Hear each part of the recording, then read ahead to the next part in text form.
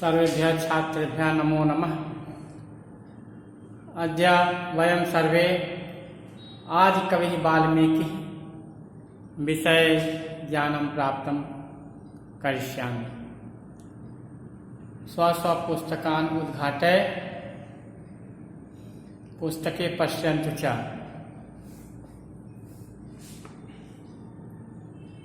संस्कृत साहित्य के आदि कवि वाल्मीकि हैं। सभी विद्वान यह बात स्वीकार करते हैं। वाल्मीकि ने भगवान राम के आदर्श चरित्र को काव्यबद्ध किया है। स्कंद पुराण और आध्यात्म रामायण के अनुसार यह अग्निशर्मा नाम के ब्राह्मण थे। पूर्व जन्मों के पाप के कारण लूटपाट ही इनकी जीविका का साधन था। मार्ग में पथिकों के धन को लूटने में यदि उनके प्राण भी लेने पड़े तो वह हिचकते नहीं थे। एक बार उस मार्ग से एक मुनि जा रहे थे। उन्होंने उनसे जब धन की मांग की तो मुनि ने कहा कि मेरे पास तो कुछ भी नहीं है। फिर मुनि ने उनसे पूछा कि यह लूटपाट पाप है, क्या तुम्हारे परिवार के लोग इसमें तुम्हारा साथ देंगे? उन्होंने कहा, यह पाप है, मैं जानता हूँ, लेकिन इस धन से मैं अपने परिवार का पालन पोषण करता हूँ। यह मुनि को वहीं पेड़ में बांधकर घर जाते हैं। उनके प्रश्नों का परिवार के लोग इन पर बहुत क्रोधित होते हैं और बोले, हमने आपको यह पाप करने को नहीं कहा। हम क्या जाने आप क्या करते हैं और कहाँ से धन लाते हैं। हम आपके इस पाप में क्यों सहभागी बने? परिवार के लोगों का उत्तर सुनकर यह अत्यंत दुखी और आश्चर्यचकित होकर मुनि के पास लौट आए।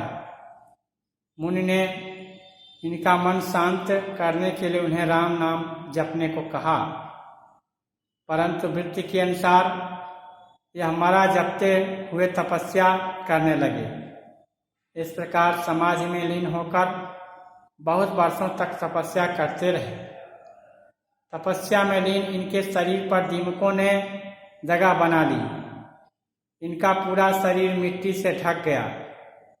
तब वरुण की अनवरत जलधारा से मिट्टी बह गई और इनका शरीर प्रकट हो गया। मुनियों के अनुरोध पर उन्होंने अपनी आंखें खोली।